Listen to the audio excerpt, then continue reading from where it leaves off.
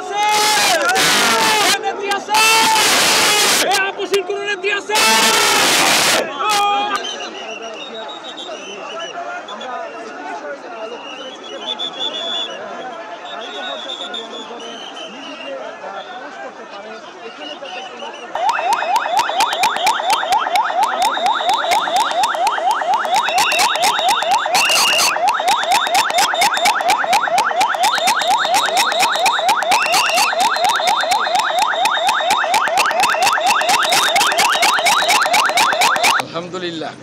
আলহামদুলিল্লাহ যে ম্যাডাম আজকে একটি মুক্ত পরিবেশে মুক্ত বাংলাদেশ থেকে উন্নত চিকিৎসার জন্য লন্ডনে যাচ্ছেন।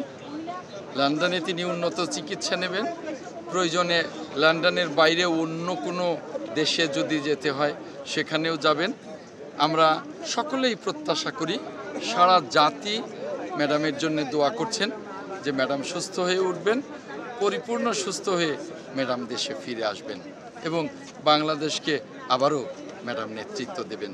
যে মানুষটি সারা জীবন গণতন্ত্রের জন্য লড়াই করেছেন, সারা জীবন গণতন্ত্রের জন্য সারা বাংলাদেশের পথে প্রান্তরে গান গেয়ে বেরিয়েছেন, সেই অবিসংবাদিত নেত্রী আজকে উন্নত চিকিৎসার জন্য বিদেশ যাচ্ছেন।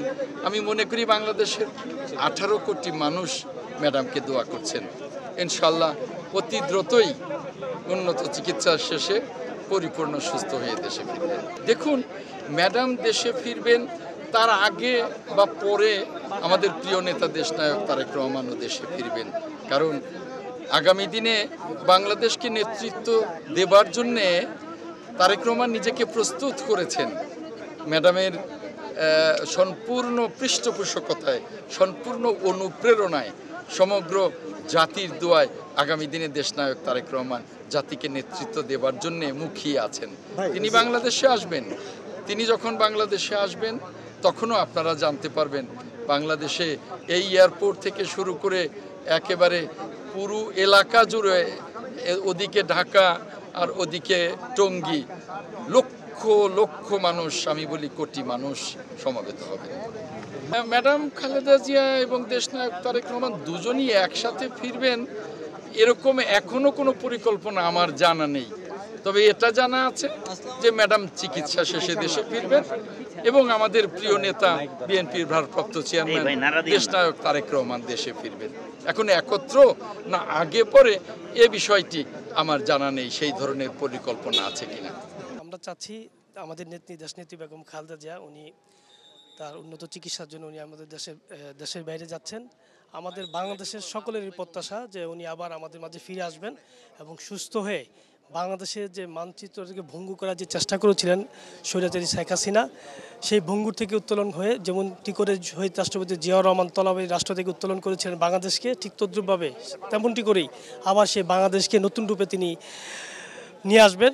আমরা সে প্রত্যাশা করি এবং উনি আমাদের মাঝে আবার সুস্থ হয়ে আমাদের মাঝে ফিরে আসবেন ইনশাল্লাহ। দেশনেত্রী বেগম খালেদা জিয়া হচ্ছে আমাদের আবেগের জায়গা।